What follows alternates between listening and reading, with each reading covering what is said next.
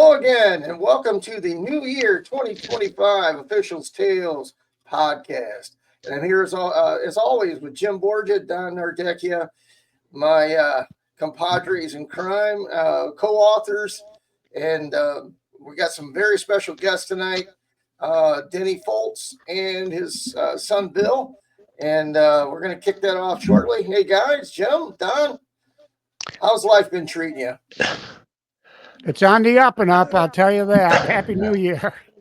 And yeah, it's not AA. I don't have a drinking problem. My ticker wasn't ticking right. But wait a minute. Wait. That's what you told me. I thought it was a psychological. Yeah, that too. Sometimes you've been right for 40 years. Yeah, well, it had an overhaul. I could have swore you said the doc put his stethoscope up to your head and all he heard was a cuckoo clock. Yeah, curly. Yeah. All right. Hey, guys, you're in for a treat tonight. We have Denny and Bill Foltz. They are incredible officials. Denny's been an official for a really long time. Don and I and Jim have been very blessed to be able to officiate with Denny. Denny's been officiating sports for over 50 years, football, basketball, baseball, a little bit of everything, soccer a little bit. He's in the BAOA Hall of Fame. What a great guy. Don and I worked football with Denny, and boy, he's a fun guy, that's for sure. And I can't wait to bring him on. So first, we're going to bring his son, Bill. Bill, how you doing, buddy? Welcome to the show. Well, thank you. I appreciate the honor of being on with you, fine gentlemen. Oh, boy, what is that crap? But anyway, that's fine. That's being positive, Bill. He's positive. He's positive and he's negative. I don't know what's happening here. But let's get Denny on here, too. Hey, Denny, how you doing, bud? Hey, guys. Hey, it's almost like the Brady Bunch here. Oh yeah. Boy, we just brought on the whole crew, and I forgot to put up my favorite pics of you guys. Boom! There we go. Yeah, that is from our book that's available on Amazon right now, and we just love this picture of you two guys. And so where was that? Actually, your wife took that. It was okay. She supplied it. That is you walking off the field, your very last scan. How nice is that? Yeah, hey, nice. It's a family thing. Oh, yeah. About the family. It's the family. But anyway, it's good to have you on, Denny. And I know that we have a lot of things to go over with you because, we've had a lot of, fun with you over the years. I know I've worked with Bill a couple times. We worked with you a lot, football and basketball. And just maybe give us a little background, take turns, you and Bill, of how your whole thing started for you and, how you ended up here and stuck with us three, So go right ahead. Okay. Born in Akron, Ohio, and went to Akron High School. Graduated in 1972, the Ellen Orangeman. Played football, basketball, baseball. When I was done, I coached 1 year with basketball, and that wasn't for me. So I decided I was going to be into officiating. I did Little League baseball and softball, and got my license for baseball in high school, but games kept getting rained out. So I decided I needed something that was a little more permanent. Took my football license test, passed that.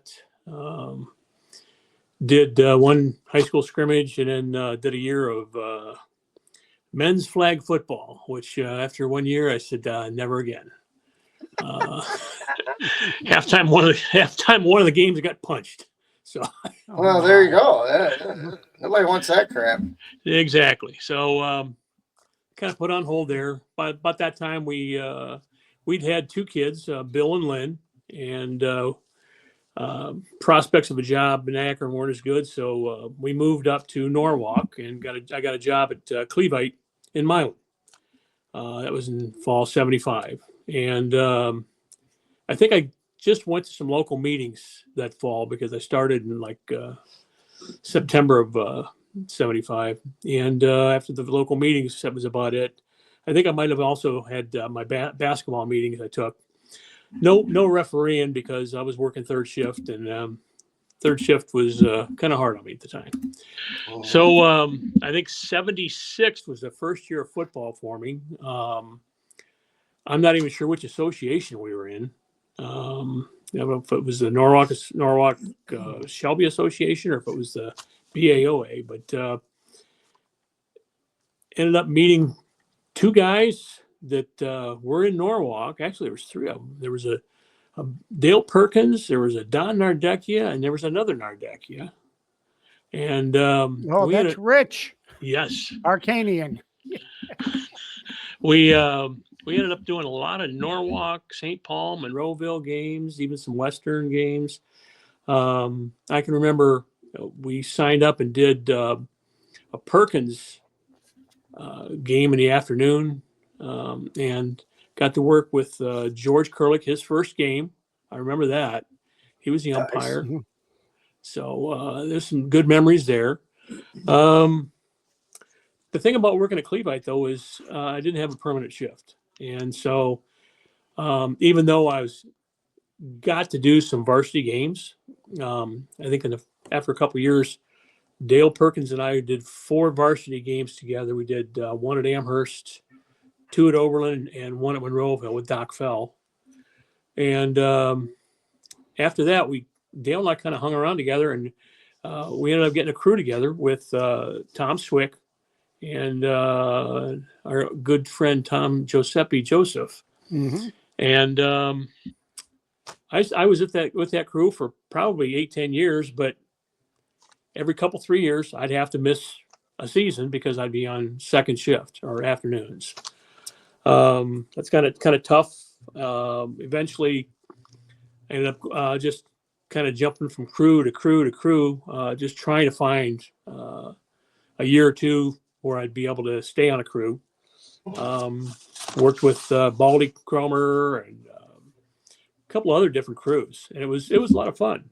Eventually, I got a different job at Janesville, and I have more of a permanent first shift situation, and joined a crew with Howard Collins. I'm sure you remember Howard, and we stayed together for 2-3 years, and then that kind of morphed into one with Steve Fell and Tommy Johnson and a couple other people. So that kind of took us to the end of, I don't know, back in the middle 90s. No, it was 2000s. And Don Nardecchia ended up joining us for his last couple of seasons with that crew. After Don retired, I stayed with that crew for a couple more years. Ended up going to referee after Steve Fell got out of high school, and had a wonderful time being referee. I really enjoyed that. Little more responsibility on the mechanics, but a little less running, which was nice. Oh, that's always a bonus. Oh yeah, that's definitely a plus. It's always a bonus. I loved working the lower games Right. as often as I could. Yeah. Working with Rick and Don. I know it just seemed like Don and I worked. I bet you we worked over 100 games together at the lower level. I don't think any two guys will ever work as many games together in Norwalk as we did. Yeah, it was. Yeah. Well, between that and basketball, that was. I mean, we've had some wars together. That's for sure. Yeah, and basketball was kind of the same situation where I couldn't get a constant partner because every 2 to 3 years I'd get put on second shift. Then I could only work Saturday games. There was the infamous, Oak Harbor game with Jimmy Borgia. He always talks about the Subway sub. And but it seemed like most of my games were out in the western part of Northwest Ohio, and Ruth Ann would go with me on many of those games because she was afraid I'd fall asleep on the way home Friday night and Saturday night. So Sure. that kind of took care of coming into basketball. I stayed with basketball for 27 years. Just getting into the 3-man. I was working with Jimmy and Don, and I ended up doing a 3-man at Margaretta and tore my meniscus in my knee, and decided that was going to be the end of basketball for me. So there you go. I kind of shut her down there. Well, that's still pretty good. That's still pretty awesome to do all that stuff. So let's bring Bill on now. I'll tell you what. Let's do this a little different. Normally, I introduce him. I'm going to let you introduce your number one son. So my number go one ahead son. and introduce him and tell us a little bit about Bill, and we'll bring him on. Well, it was probably about 1991 or 92. I had a Norwalk junior high game, and I can't even remember the AD at the time over at the junior high. Called me up and says, "Hey, who was it? Hagemeyer? I think it was Hagemeyer. Probably Hagemeyer. Yeah. He called me up and says, "Hey, you're the only official." I said, "Oh my gosh, what am I going to do?" So I went upstairs and grabbed some pants and another shirt and came downstairs. Bill just gotten home from college. He was up at Firelands. And I said, "Bill, I need you to put these, referee's stuff on. I'll give you a hat and a flag." I said, "Whatever you do, don't throw your flag. Don't even blow your whistle. Just, mark the ball. That's all I need you to do." For God's sakes. For God's sakes, don't blow your whistle, Don't throw a flag. So it was Tiffin against Norwalk, like 7th grade. We get out there, we get everything, all you got to do basically is the line of scrimmage. And we're about 2 plays in, and Bill throws his flag. I'm like, "Oh no, what? Can't listen to his father." But that's normal. That's normal, but it's actually probably the best thing that ever happened because he took off from there. Finished school at Bowling Green. Ended up getting married. Living up in Bowling Green, he took the test up in Michigan and Ohio. Passed both states. Ended up doing varsity games up in Michigan, and basically got a job transfer to the Norwalk area, and came down, and he started working with Steve Fell, high school games, and then I'll let him go from there. Go ahead, Bill. My story actually starts much earlier than that. Very. I mean, it was a false start. I know what a false start is. I've been watching football my whole life. I'm going to hit the whistle, throw the flag, and report it. But my story starts way before that because I don't think I've ever watched football like a normal human. I'm watching football with Dad. I'm trying to point out blocks in the back to him. I went to so many games as probably a 4th or 5th grader, and they're short a chain crew guy, and I'm working the chains. I went with him to so many like midweek basketball games, just watching him officiate and understanding what he was doing out there as a young child. That I'm not sure why I didn't like get into officiating officially until like when I was much later in life, because it was always just there in my head, just watching him work. So that's where I really got the start, is actually before I started. When I did officially start, it was almost as if I had that background already. The class was taught by a college official, Mike Poole, up in Toledo, and he just kind of started asking questions, and I started like answering them, and he realized he could push me, and he was actually my second mentor after my dad in officiating to like get me to progress along. They used to run a freshman crew up there in Toledo, and it was Ken Kuhlman, Mike Poole, and Dave Nowak, who was an umpire at the Big Ten at the time. and they would always try to get me on that crew just to try to push me. And I really appreciate those reps with those guys and learning the true philosophy and mechanics of the game. Then I just approached Mike after my third year of varsity high school and said, "So how do you get into college?" And he's like, "Here's where the meeting is. Just attend, try to figure it out, and start taking games." So I started taking a few JV games up in Toledo, and it was actually my last year in Toledo before Paige, my wife, was able to get a transfer back here in Norwalk, so we can raise our daughter with grandparents around. So I was very fortunate that we were able to move back.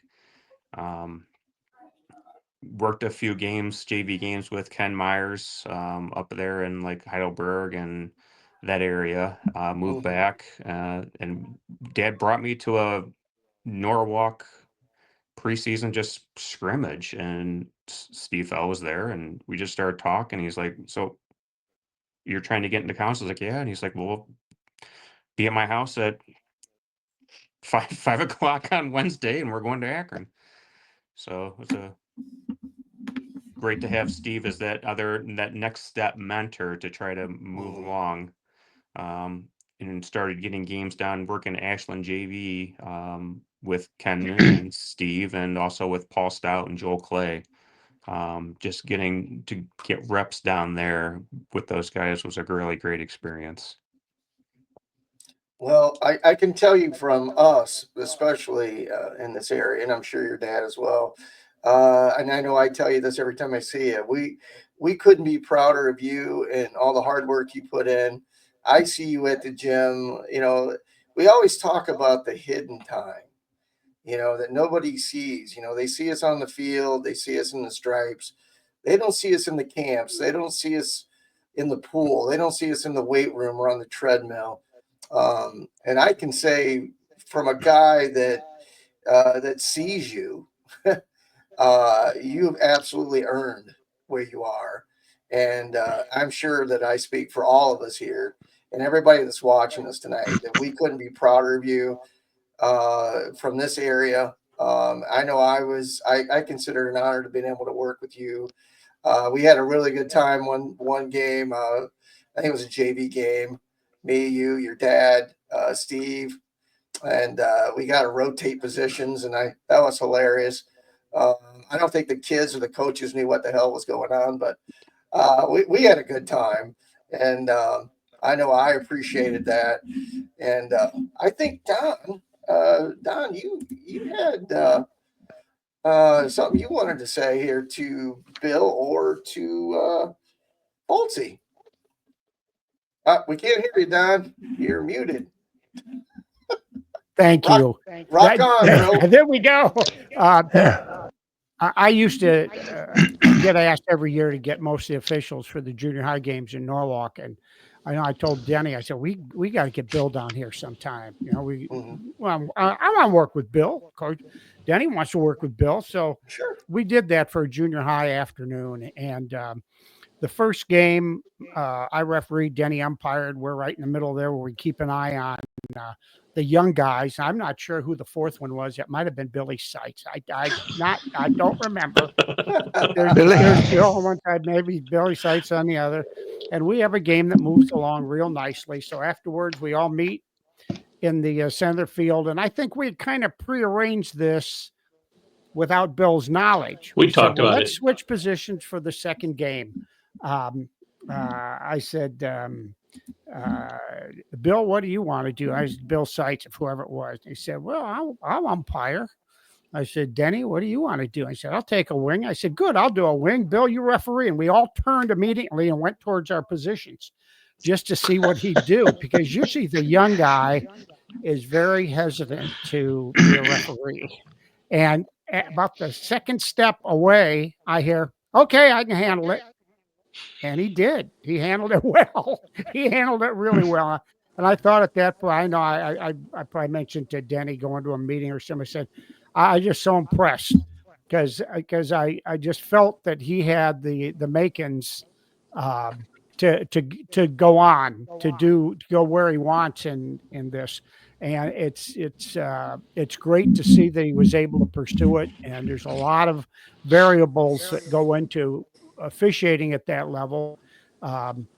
Availability is a big thing, and if you're available when they need you and you're a good official, there's a good chance they're going to grab you. And they were smart for grabbing Bill, because Denny would tell me that every collegiate crew he was on going up the ranks, when you work as a crew, you always have one guy that seems to be your crew's rule expert. Doesn't necessarily have to be the referee, but you have to have somebody that's the rules expert. I know Denny told me that everybody leaned Bill's way when there was something that they had to discuss or something they weren't sure about. So I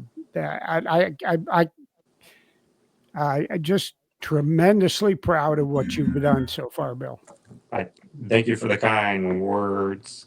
Appreciate those accolades. But it's people use the word off season, and I really don't like that word. My off season might have been, I got back from the bowl game on the 29th of December.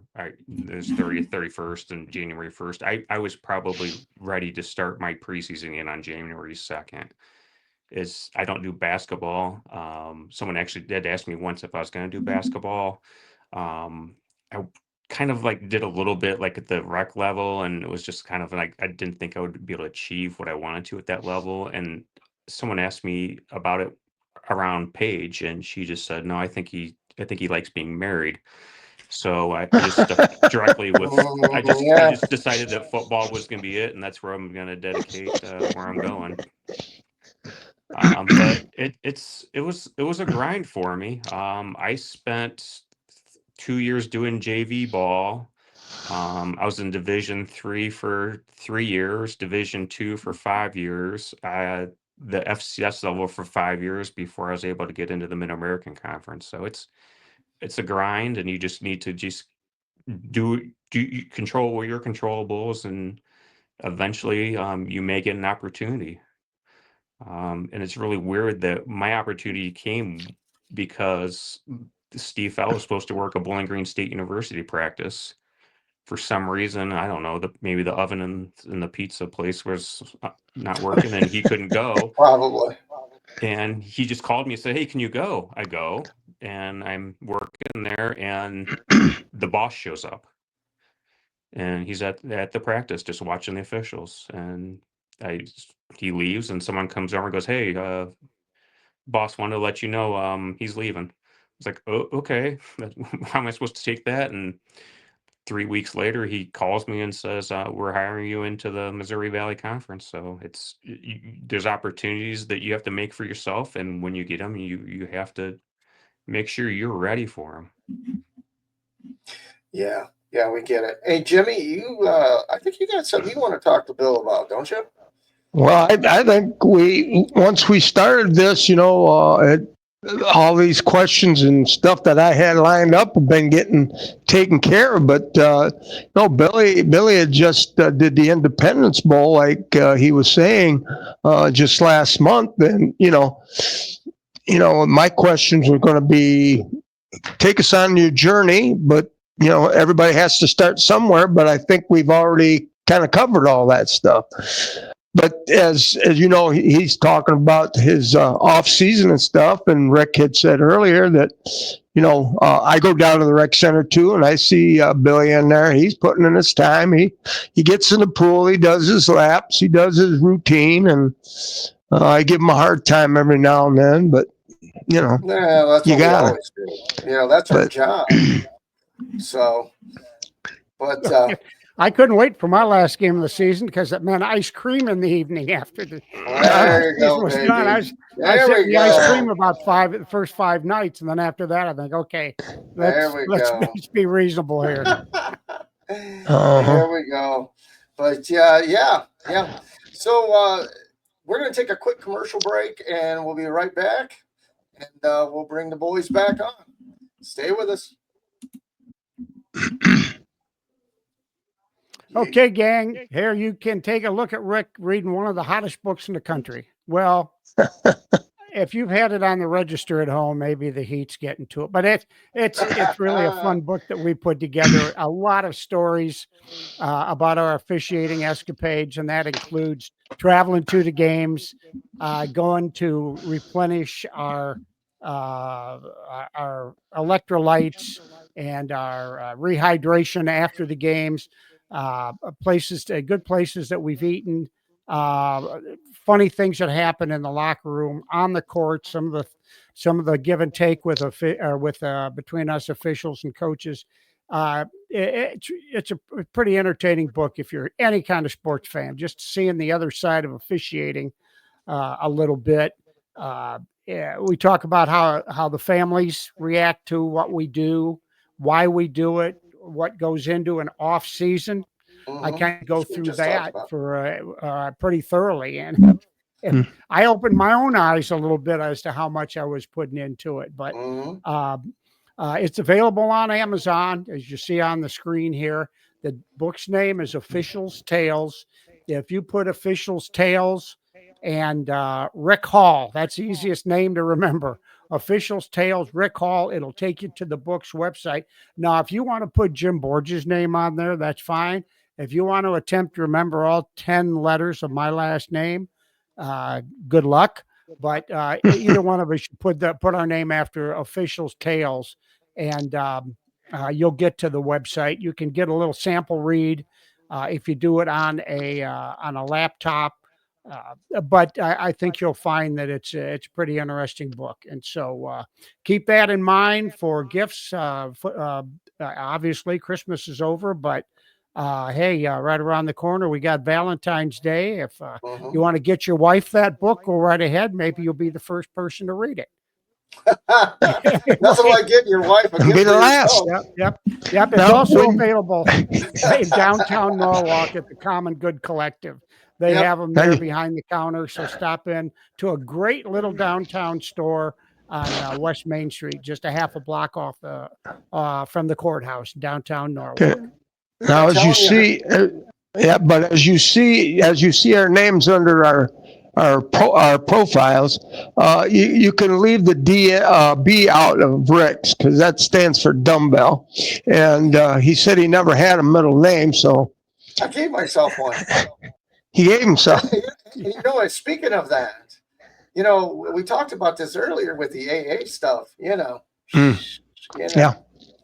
Yeah, he's a few fries short of a Happy Meal. Right. Just so you know.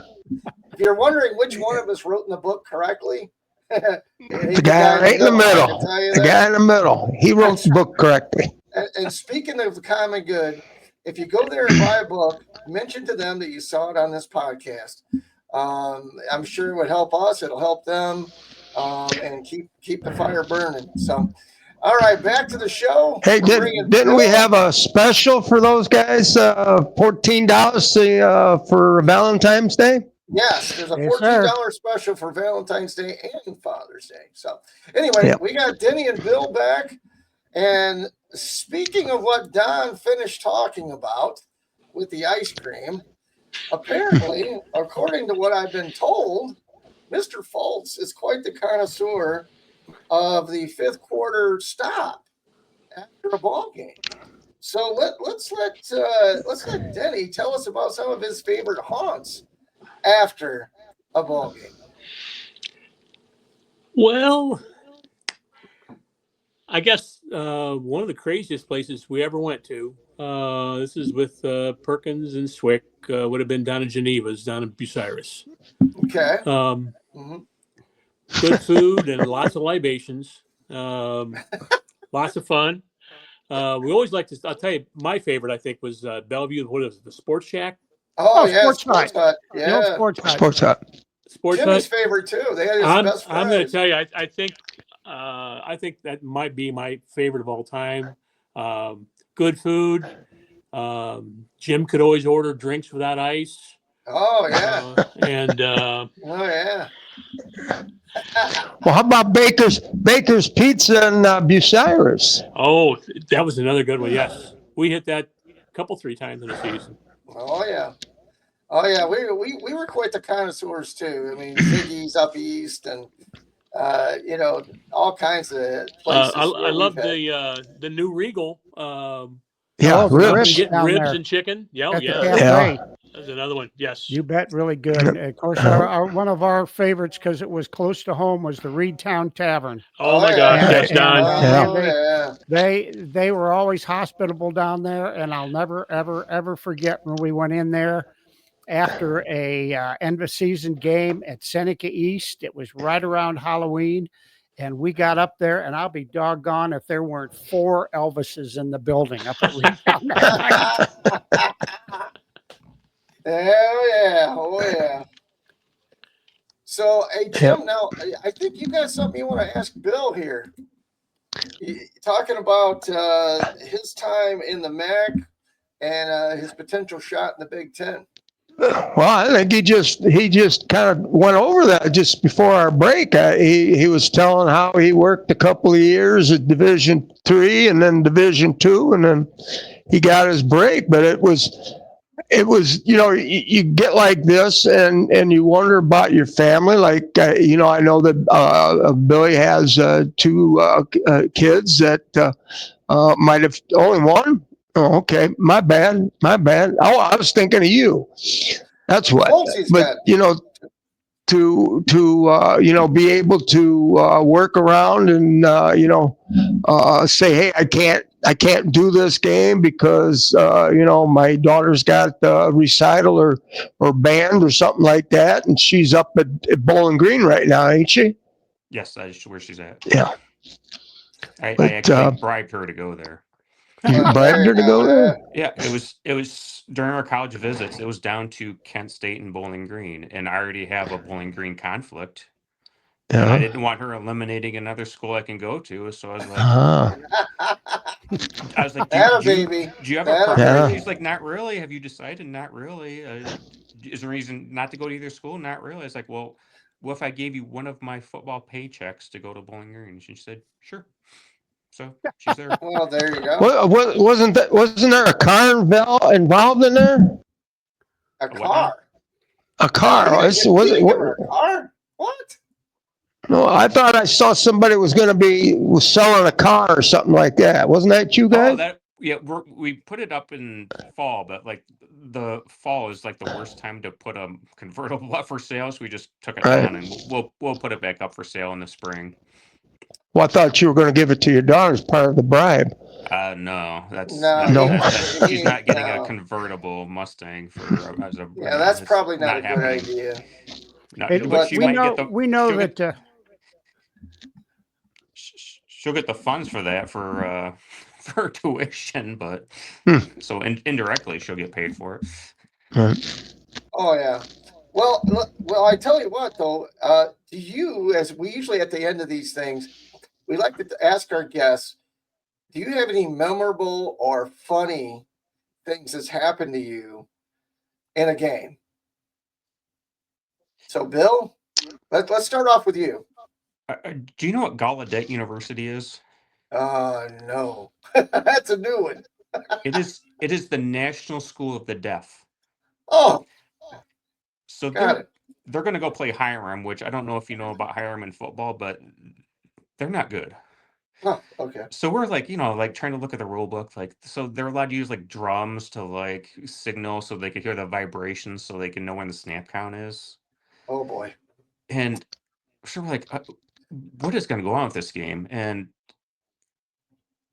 then it ends up being like Gallaudet is beating Hiram bad, probably by like 3 touchdowns in the third quarter. And there's a pass play downfield to one of the Gallaudet kids, and the Hiram cornerback actually breaks it up and just like acts like it's the greatest play ever. And the Gallaudet kid is like looking at him like, what? Okay, you made a play, big deal.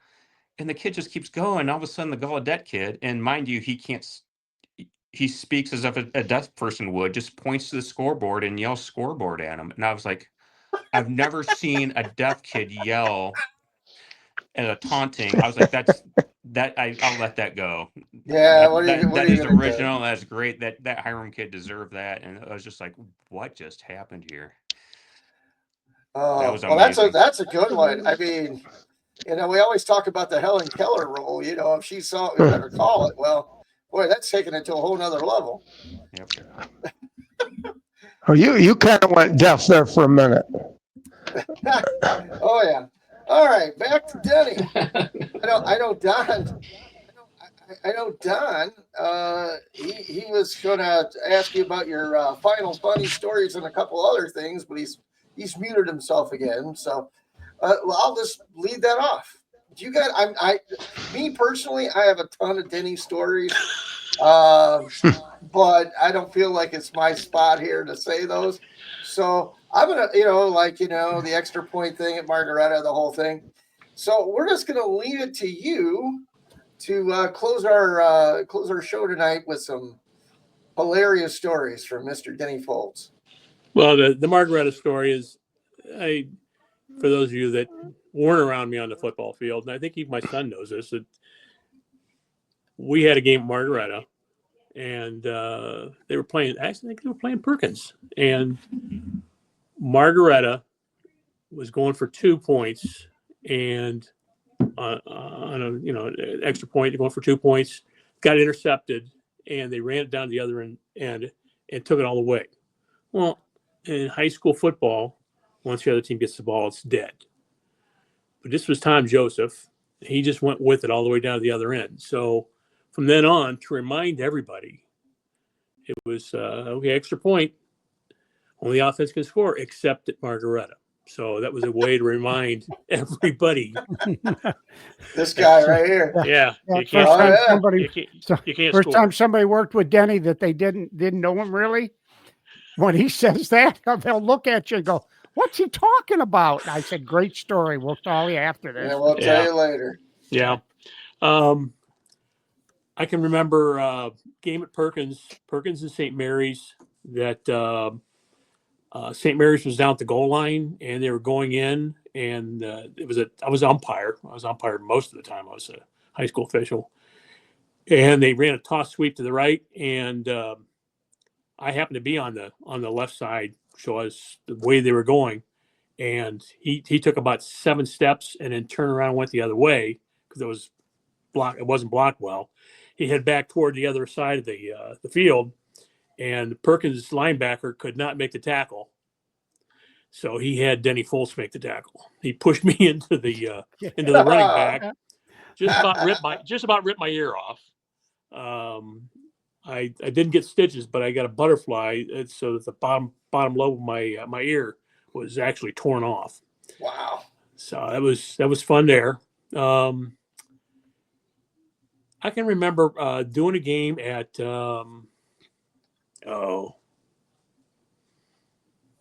where'd Mark go to school before he went? Brookside. One game at Brookside, and they were playing one of the teams from East, or I think it was New Brunswick actually, or Brunswick they were playing, and we got on the field. They turned on the lights, and only half of them worked. Nice. So the coach from Brunswick says, "We're not coming back. We can't come back. We want to play the game." So I said, "Why not play half court football?" So every time a team got to midfield, they turned around and went the other way, so that they were always going into the lights. Kind of a novel way to do it, but we wanted to get the game done. The game got played, and nobody minded. Hey, yeah, you got to do that. One good story. While I was on second shift, one of the ways I could get my meetings in was on Sunday, drive down to Rio Grande, and right next to the Bob Evans farm, and go to meeting there at 1:00, leave there and drive to Columbus for a meeting at 6:00. So I'd get 2 meetings in one day. And for 1 year, the OHSAA said, I did it for 2 years in a row. The third year, OHSAA said, you can't have more than 1 meeting in a day. Yeah. But the year after that, they rescinded it so I could do it again. Yeah, But hey, you got to do what you got to do. got to do what you want to do. Hey, we've been to Tiffin. We've done everything. We've done that too. So, and I'm sure some of you guys probably know this, but I'm related to royalty. So my uncle coached at Ohio State University under Woody Hayes. There you go. And if you happen to go down to the bar that's across from the stadium and look inside, you can see a picture of Woody Hayes snapping the ball to Bo Schembechler. Right. And my uncle, I'm not sure if Lou Holtz is on that picture or not, but he was down there. My uncle was there too. So ended up going to Akron U after that. And I think maybe that's why football got in my blood so much. So. Yep. Well, I'll tell you, I'm a Buckeye alum myself. Two little quick Denny stories working with Denny, and I know some of it might even be in the book. I can remember one 8th grade game, I think it was. Denny was the ref, and I was the umpire, and I was standing over the ball. It's 4th down, and the defense looks at me, and they go, I wonder if they're going to punt. And Denny's standing next to me, and he goes, wait a minute, I'll go find out. He goes over to the offensive huddle. I'm looking at him like, what the? And he comes back and he goes, they're punting. And I'm like, oh, okay. So I just dropped out. And went, okay, that'll work. You know, and then my other favorite is a JV game, which we've all worked them, basketball or football, it don't matter. We're working a JV game on a Saturday morning. No one wants to be there. You know, not the kids, not us, not anybody. And Don's a ref. Denny's the umpire, and I'm one of the wings. I'm on the Norwalk side. And Norwalk's smart. When they're home, they go opposite to the fans, so you know they don't have to hear it. But anyway, I'm over there, and there's this coach from Norwalk screaming at one of his players. Every other word is like, if you screw up again, I'm going to pull you out. If you do this again, I'm going to pull you out. And he did it like the 3rd time. And after he said it, like, if you screw up again, I'm going to pull you out. Then he looks over at him and goes, me too, coach? And I'm like, oh, okay, here we go. All right, yeah, well, that woke me up. So that's just giving you a snapshot of how Denny Foltz really is. When it's Friday night or Friday night basketball, I've worked with him both, you know, football and basketball. He's dead serious. But on Saturdays and on during the week, he has fun. Don had fun. To me, that's what you're in this avocation for. Now, Bill, that's another animal. He's working up the ladder. You know, he wants to work in the big show, and that's great, and we couldn't be prouder. But that stuff during the week or on the weekends, boy, that shows you what kind of official you really are. And I'm proud to say that I know we took it to heart. Don, Jim, and I, we did it in basketball.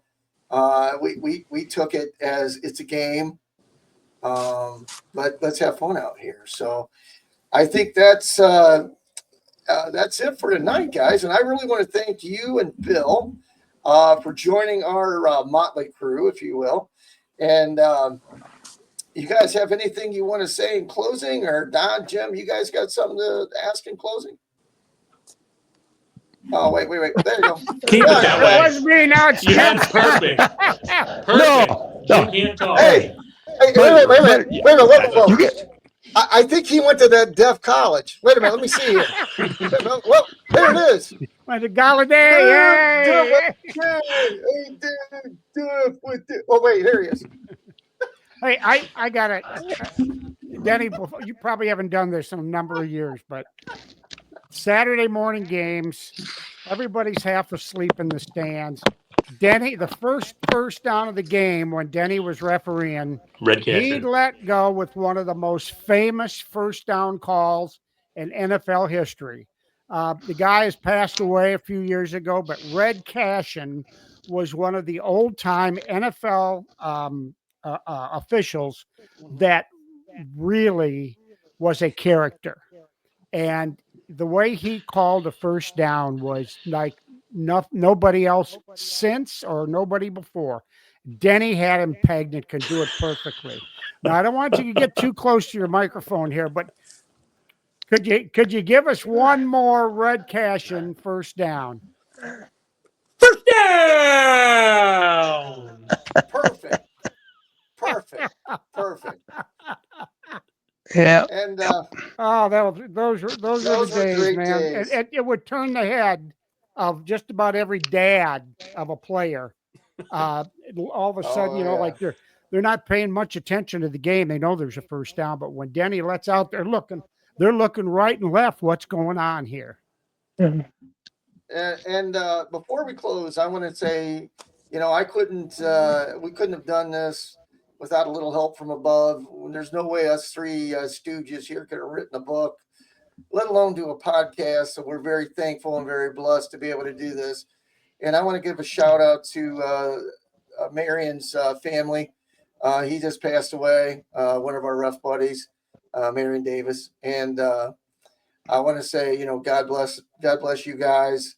And, our hearts go out to you, all the brothers in stripes. I know that's how we all feel. We're not always together, but, in our hearts and in our minds, we're one, we're brothers. So I want to thank you guys again for joining us. And, Our pleasure. And Yeah, we'll absolutely look our to see pleasure. you and talk to you guys again. Take care. Thank you. Thank you.